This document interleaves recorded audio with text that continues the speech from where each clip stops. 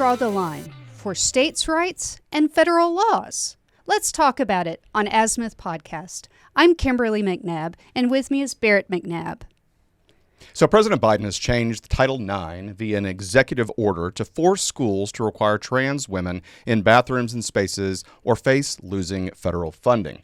And this is amazing because officials in Arkansas, Florida, Texas, and Oklahoma, and Louisiana, and some other states as well, have instructed their schools to ignore President Joe Biden's rewrite of Title IX. And 15 states have sued the Biden administration for changes it made to Title IX under the guise of protecting trans people, according to Epoch Times. Well, the original intent of Title IX was to protect women, a far larger percentage of the population than trans women, and it's to protect women from almost the same percentage of the population, meaning men. Right.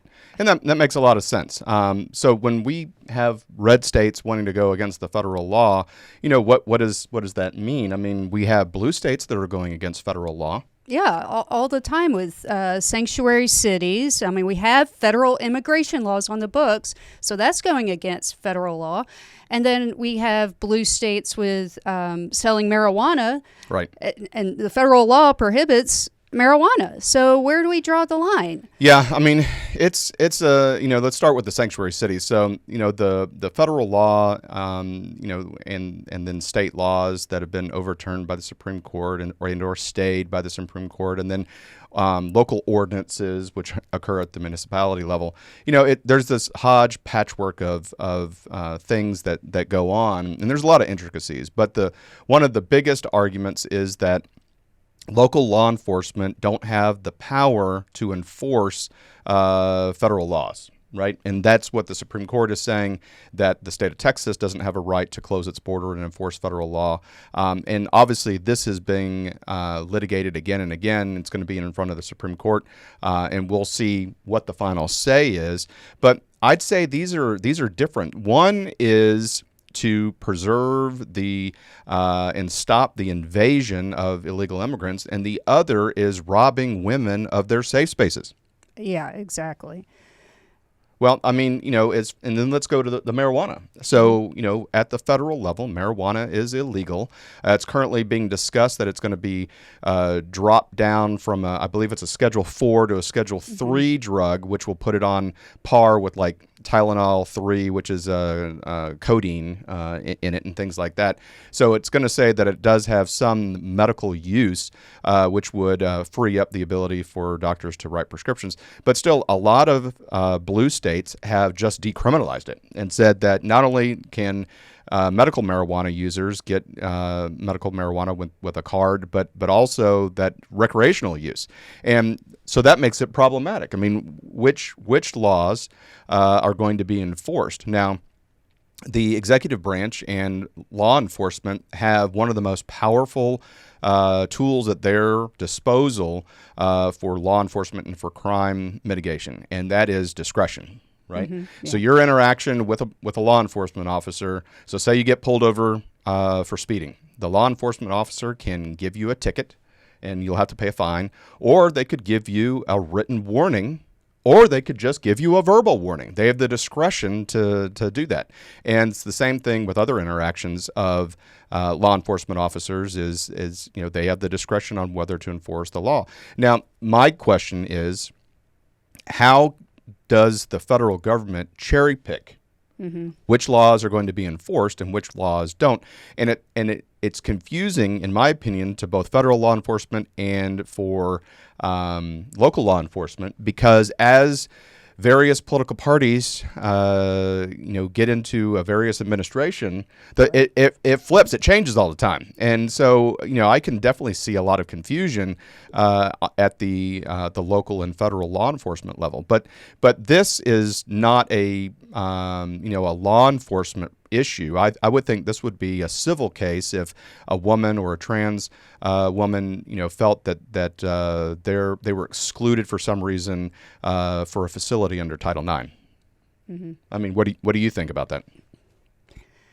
Well, the original intent is to protect women, right. And that, we go from sympathy, whereas a few years ago this was not so out there and blown up in your face. And so if someone's convincingly, showing themselves as a woman, but they're biologically a male, but they seem at least to be trying, Right. then it's understandable. But we've just abused empathy And blurred that line. And you have these cases like where Planet Fitness, that dude was not trying at all. Right. I mean, he was definitely a, what do you call it, onogonophile, Right. where they like dressing up like women and they get off on it.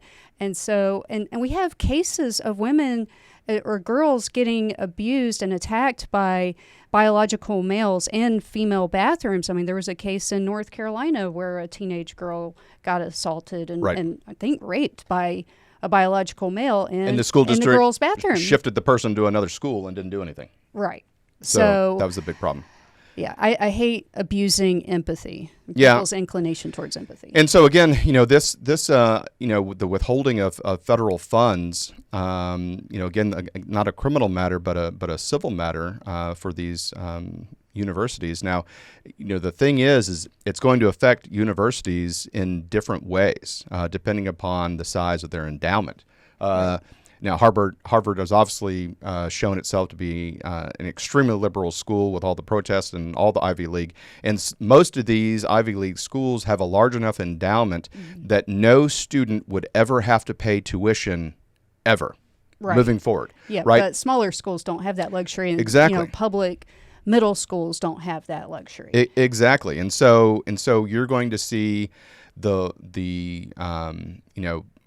liberal schools, doesn't matter if it's at the collegiate level, at the high school level, at the middle school level, they're going to say, doesn't matter to us if you take away federal funding, because we have a large enough thing. Now obviously a lot of the schools that can say that, they're already doing all the DEI and all the it's just one more checkbox. One more checkbox for them. But the withholding of federal funds, it's not new. It's not new. I mean, when the United States decided to try and shift the legal drinking age to 21. A lot of states were holdouts that I think Louisiana was the last one, and it was 18. New York State was 18 for the longest time, and then I believe it was 1982, they changed to 19. And then it was 1985, I believe. Fact check me in the comments below. 1985 that they finally transitioned all the way to 21. But still, it was the same thing. The federal government said, look, we want 21 to be the legal drinking age, and we'll withhold federal highway funds from you until we get it. Well, couldn't they do the same thing for not enforcing federal marijuana laws or sanctuary cities as well? Yeah, I mean, that's the biggest problem for most of those, especially in the beginning when states just initially passed it, like Colorado and things like that. Banks are federal, right? Because they're controlled by the federal government, just for the fact that they have the FDIC insurance, and so they need to follow federal laws. And so banks were refusing to take cash deposits from these marijuana businesses for fear that the federal government was going to come in and seize the funds and seize the bank assets, because it would be a conspiracy to facilitate drug and money laundering. And so that there was that big fear. Well, so the businesses kind of being punished, but not the cities or states allowing it. Yeah, I mean, honestly, an argument could be made that the mayor and the legislatures of cities and the governor and the legislatures of states that are voting to do this, to legalize marijuana, an argument could be made that it's a conspiracy to commit drug trafficking. I mean, if push came to shove, you could make the argument. Now, I don't know if it would stick in court. I don't know if a liberal federal judge would just be like, we're going to let this go. But an argument could be made that the governor and the legislatures are facilitating in the distribution of Schedule IV drugs. I wonder, could an argument be made with President Biden making this order? Did he? I mean, Is there really authority there to make that kind of change to Title IX? I mean, it didn't go through Congress or the courts. Right. Yeah. So I mean, obviously, it's going to be challenged immediately, and it already is. 15 states are challenging it. But there's a two types of things, the executive privileges that the president can do: executive actions and executive orders. And so one is more powerful than the other, and has different weight as it pertains to how it affects policy and how it affects the fourth level of government, which is the bureaucracy. They call that the fourth state, and it's interesting to see how his legal authority can do that, because what the court system is going to do is this language that the president executive branch is making, is it consistent with what the intent of what Congress did when they wrote the law? And that's being used by Dobbs and Bruin for the EPA and things like that. I mean, we have these agencies that were not elected. They don't have the power to write laws, but they're just doing these rules. Mm-hmm. And they're doing rule changes and adding rules, and that is what the big center of gravity is for the various lawsuits that are going. It doesn't matter what the agency is, the ATF, the EPA, Department of Energy. It doesn't matter what the lawsuit is. It all comes down to what is the authority of these alphabet agencies versus what Congress has authorized in the law. Is there any way that legislature could overturn this? Yeah. So, I mean, here's the problem that you have, and that this is one of the reasons why it's so nasty that people use litigation in order to rewrite laws, make new laws, and the Supreme Court is really hesitant. And it doesn't matter if it was a left-leaning court or a right-leaning court. They are on the by and by very hesitant to legislate from the bench, right? Now they get stuff thrust in front of them all the time, but they don't like it. And that's oftentimes why their rulings or their opinions are very narrow in scope, because they don't want to throw out an entire law. They'll usually cherry pick on just one legal. That, or they'll just kick the can down the road. Yeah, or they kick it back down to the appellate courts and say, you guys figure it out a little bit more, do a little bit more homework, and send it back up to us. But the problem with the question that you asked is, can Congress legislate this away? And the answer is yes, but you make it difficult to enforce somehow. Yeah, but you have a narrowly controlled Republican majority in the House of Representatives and a Democrat majority in the Senate, and so there's then an executive that's a Democrat. So I don't see how this is going to. I mean, this is why it immediately goes to the courts, because of that disparity of bipartisanship. Right. But it's complicated. I mean, it's really complicated. I mean, what needs to happen, the best way is for the Republican base to galvanize and surround the presumptive nominee candidate and have a new sitting president be able to overturn the existing executive orders. I want to say when Biden took over, he overturned or did away with at least 97% of the executive orders and executive actions that President Trump did. Just like with a stroke of a pen, like repealed. And in a lot of stuff that was common sense, like the border. And immediately upon that happening, we've had this huge flood, and under President Trump, we had the safest border. So unfortunately, with a stroke of a pen, you can get rid of these executive orders, which why it's kind of important to have it be law and have it go through Congress and then be signed into law by the president.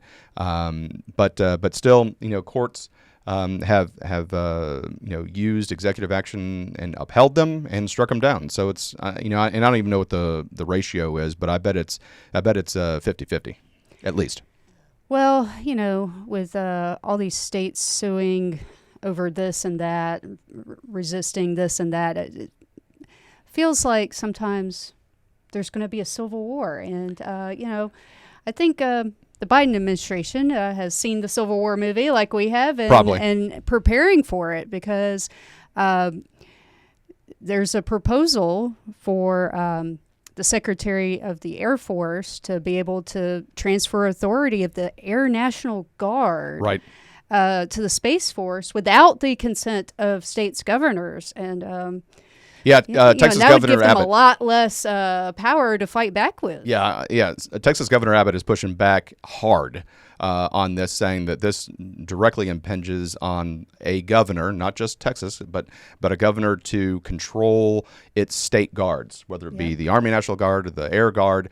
And, this is a huge thing for states' rights versus big federal government. Mm-hmm. But tell us in the comments what you think, how Title IX should be addressed, and also how, just even just the Air National Guard going to the Space Force just at a whim. It's being fought by Texas, but we want to know what you have to think. But thank you so much for tuning in to Azimuth Podcast, and please stay tuned after these messages. Hi, everyone. Thank you for listening. If you enjoy our show with all the stories we share, we would love your support. And it's as easy as clicking that subscribe or follow button. This will ensure you never miss an episode and keeps us bringing you these important stories. Your support makes a huge difference. Thank you so much for being part of our podcast family. Thanks, and keep tuning in. Is there such a thing as free cash? Let's talk about it on Azimuth Podcast. I'm Kimberly McNabb, and with me is Barrett McNabb. So I was running this morning, and I saw a $100 bill. I couldn't believe it. Nice. But then I found another, and another, and do I keep it? I don't know.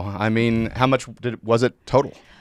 $2,400. Okay. I couldn't believe it. I'm like, no way. There's no way this is real. And so I showed it to Barrett. Yeah, and he looked at it. I looked at it, and one of the things that I noticed right off the bat was that the texture of the money. Now, this is a really good, and we'll scan and put a photograph up. But this is a really good. Counterfeit bill that's copied, and very lifelike, and it's got the blue security strips and stuff like that. But the paper just felt really weird to me. Yeah, I was like, I never find money. There's no way. There's no way. Right. I don't get that lucky. So, for those of you who don't know, I have a Bachelor of Science degree in criminal justice with a specialization on law enforcement, and so I was doing a deeper dive, and I've gotten to audit classes on counterfeiting as well as money laundering by Interpol, and so I just started looking at it, and the serial numbers on all of these bills were the same, and I said, okay, so now. Yep. Now we're dealing with something that's counterfeit, but then upon even closer inspection and reading it, it says for motion picture purposes on it. Yep. And that's definitely a telltale sign that this is not a real currency. And on the back, same thing. It says for motion picture purposes. So this is very realistic prop money. Right. And so what do you think? What do you think this came from? So it turns out, and I looked this up online, where I was running is a place in Houston where people do drag strip racing. Okay. In the middle of the night, and I run in the mornings. And so they'll do these race scenes, and they'll record them on their phones. Okay. And just make it rain? Yes. Make it rain? Out the window. So okay. That is what I found. But, I thought it would be fun to go over, well, if you were so lucky to find real money, right, should you keep it? Well, there are some things to keep in mind.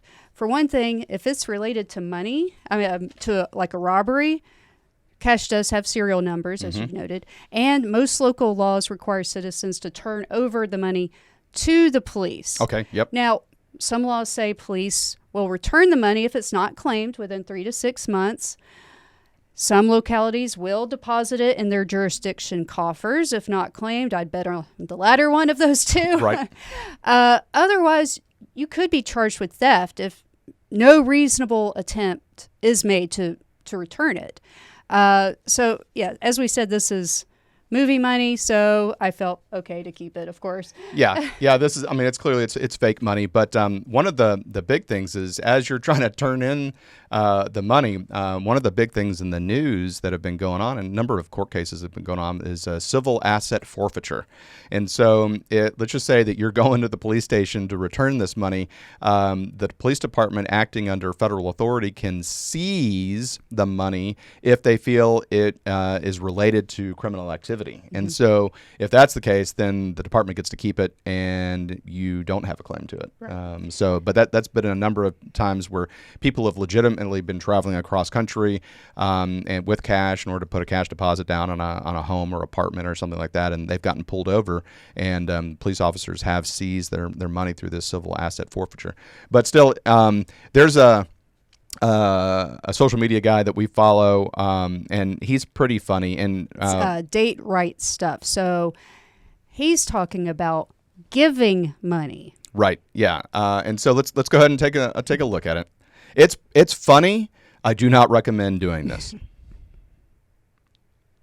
So I always keep this fake Hollywood money in my car. So when a homeless person asks for money, then I give them like a fake $5 bill. So I feel good about myself. They feel good.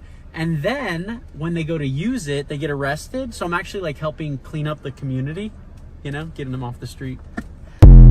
Savage. Yeah. So savage, in fact, it's been taken off of his Instagram, Twitter, and YouTube page. Yeah, you cannot find this on the internet. In fact, I had to dig into Reddit to find it. So, yeah, we definitely don't recommend doing that because that is exactly how George Floyd started. Right. He went to spend a fake dollar bill. $20 bill. $20 bill, yeah. And so obviously that led to his interaction with the police, and the rest is infamy. Yes. After that, but still,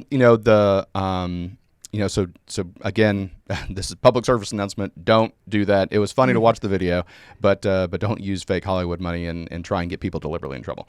But still, when Kimberly, brought this to me, and she's like, "What should I do with it?" And so I said, "Well, we need to turn it in." But first, I was wondering if it was real. Yeah, and again, we'll scan it and put it up. But it was definitely something that was funny I can only imagine. What Kimberly saw the first $100 bill and be like, wow. There's no way. And then just to find, you said $2,400? Yes. Yeah. I mean, to find that much cash just lying around.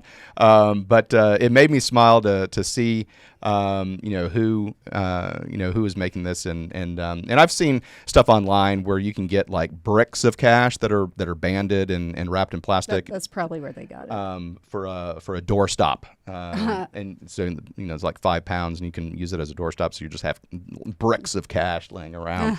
But still, it was, we saw this and it made us laugh, and we wanted to bring it to you and hopefully take some levity off your day.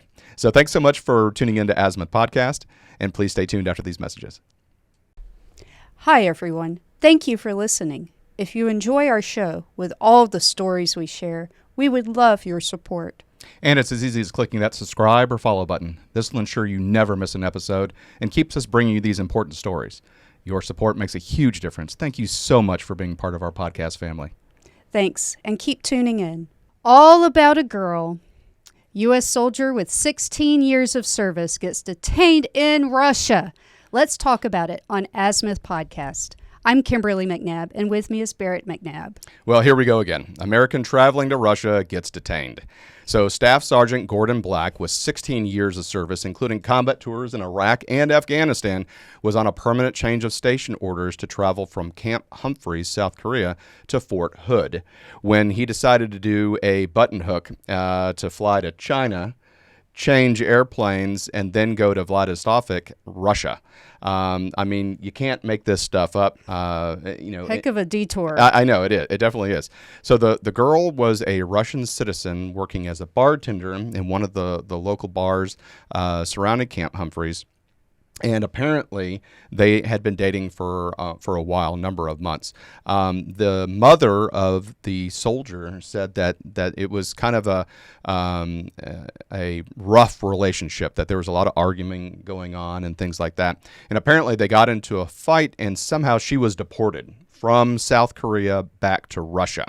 And so that was where I guess love kicked in, and he decided to use the opportunity of his PCS, again, permanent change of station, to go visit her. And there was a domestic incident in Russia in which property was damaged and or stolen, and he was arrested. How is it possible that he could fly to China and Russia? I mean, he was supposed to report straight away, right? Yeah, exactly. So it's really hard to do something like that, as U.S. troops are really strictly controlled by the Status of Forces Agreement, or a SOFA agreement. And from my experience, when I flew into South Korea, because South Korea was my first duty assignment when I was a brand new second lieutenant, and I was an air assault infantry platoon leader on the demilitarized zone between North and South Korea. And as you fly into Incheon Airport, you have your military identification card, or your CAT card, and you have to hand it over along with your orders, and your card gets scanned in to the computer, and your orders are checked. They make a copy of them, and again, U.S. troops, whether they're Air Force, Army, Marines, doesn't matter, going in and out of South Korea under this Status of Forces Agreement is extremely tightly controlled. And so they also make sure that you have, check your airplane tickets and things like that. And so I just don't know how he was able to get on an airplane to fly to China, knowing that he has this, he would have had to show ID, and his name is in the system. And then I'm beyond certain, I didn't do the research, maybe I should have, but I'm beyond certain you need a visa in order to fly into Russia. And so I can promise you he didn't have that. So I don't know how he talked his way past the Russian customs facility. But again, with him having orders to travel to Texas from South Korea, I just don't know how he would have done that. I mean, the Army has actually DOD has a system called TRIPS, and it's the Travel Risk Itinerary Process, and it used to be mandatory. It turns out, as I was doing the research for this video, it's not mandatory anymore. But still, it was. You had to, talk about whether you were going to be flying or taking a POV, a privately owned vehicle, to your destination. You had to answer questions like how many hours of sleep you're going to get before you go on the road trip. You had to, are you traveling by heavy truck, light truck, sedan, or motorcycle? You had to, like, how many, how far are you going? How many times you're going to take a rest stop? And you had to print all this stuff out and if you're flying along with airplane tickets and stuff like that, and give it to your chain of command in order to approve. And so I can just imagine him filling out something like this and be like, Russia. And the problem is there's a war going on in between Russia and Ukraine, if you don't know, and it's been for more than 2 years now. And Russia is a Category 4 do not travel country. I wouldn't need anybody to tell me that. Yeah, I mean, but the State Department has do not travel, and DOD's policy is do not travel. So he's going to face some administrative stuff just for doing this button hook instead of flying to the United States, going to Russia. Yeah, I mean, I'd imagine not only is he in trouble with Russia, but with the DOD. Yeah, when Russia's done with you, we'll get you.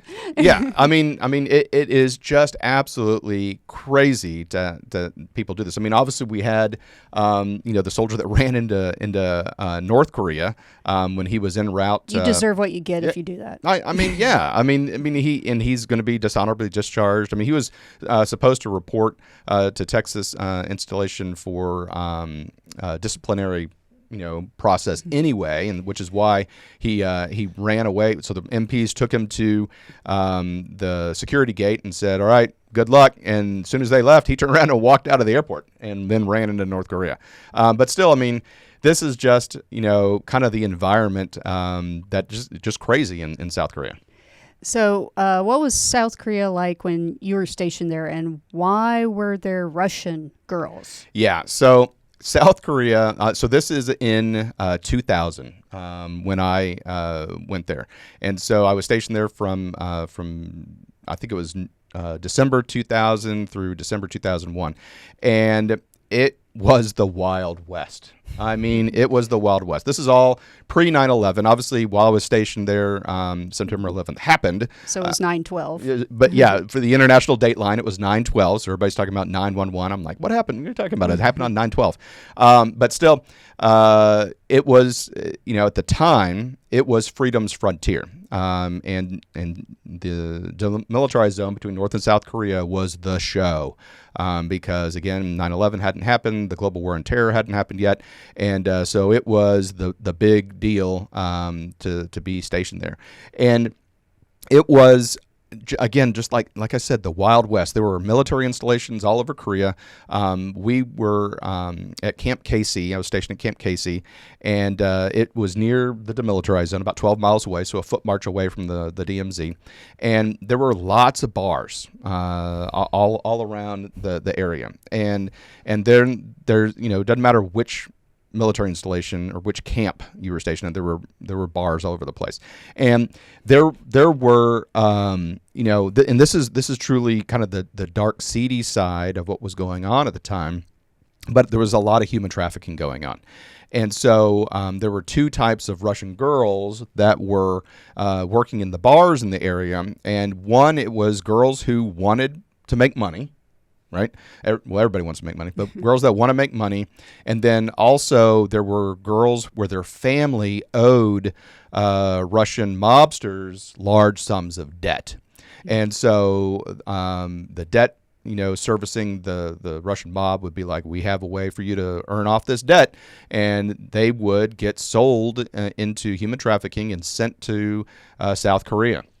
Now, the girls that wanted to make money, it's the same process. You want to make money, sign up here, and we'll send you to South Korea. And this happens worldwide, but the access to U.S. service members and their cash makes it easy to do it again in foreign military installations. And so, unfortunately, girls would get to South Korea, their passports would get taken away from them, and there were three kinds of bars that some of these girls would get to. One would be just a bar, and they'd be wait staff, or they would be bartenders. The next is strip clubs, and they would have to dance and things like that. And then straight up brothels, where they're forced into sexual slavery. And the sad thing is you don't know which one you're going to get on that. Now, this sergeant is dating a bartender, so looks like it's on the up and up, as far as a bar goes. But some of these girls either had $65,000 in debt or wanted to earn $65,000, and so there were girls that would do this, and especially the ones that were in more of a legitimate establishment, they would re-enlist, so to speak, and they did 2 years, and they'd do another 2 years in order to stay there. But it was really weird when I went to see all these Russian girls all around, because I'm like, what's going on? I mean, we are close to Russia, but still, it was just kind of weird to see that. And so, but that's kind of unfortunately how a lot of it works. So that's why you're seeing this dynamic between a U.S. service member and a Russian girl. Right. I just can't imagine him being able to go to a different country totally out of his way, because your time in service, like anytime we wanted to go anywhere, you had to let it be known. I mean, we were stationed in South Carolina, and my mother lives in Georgia. I'm like, oh, let's go visit mom. No, it's more than 50 miles is the radius. So I had to go within 50 miles or outside of 50 miles. I'd ask permission in order to go anywhere. And so I had to put in for a 3-day pass or something, even if I wasn't going to use 3 days of it. But I would have to put in for a pass. I'd have to do that trips, thing where I planned my itinerary, had it printed out, had to get approved by my chain of command. That was one of the things when people said, so what do you like about being a civilian? I'm like, that I don't have to ask permission to go anywhere anymore, and you have potentially be denied. But yeah, this is just absolutely crazy. I mean, I just cannot believe the thought. This guy wasn't thinking with the correct head. No. As far as he, deciding to fly to Russia when they're in this major conflict, and they are just looking to detain Americans. Oh, absolutely. I mean, to use his bargaining chips. And from what I understood in the article, his pretrial or his first hearing is not until July. So he's just in a holding cell. And I don't know if he's gotten access to consular services yet. I know the State Department was trying to work on that, but obviously he probably doesn't. Maybe he does speak Russian a little bit if he learned from his girlfriend. His name's not Brittany Griner, so I wouldn't expect too much hope for him. Yeah, well, I mean, here's what I think should be happening, and now that you brought her up, I really think it should be first in, first out.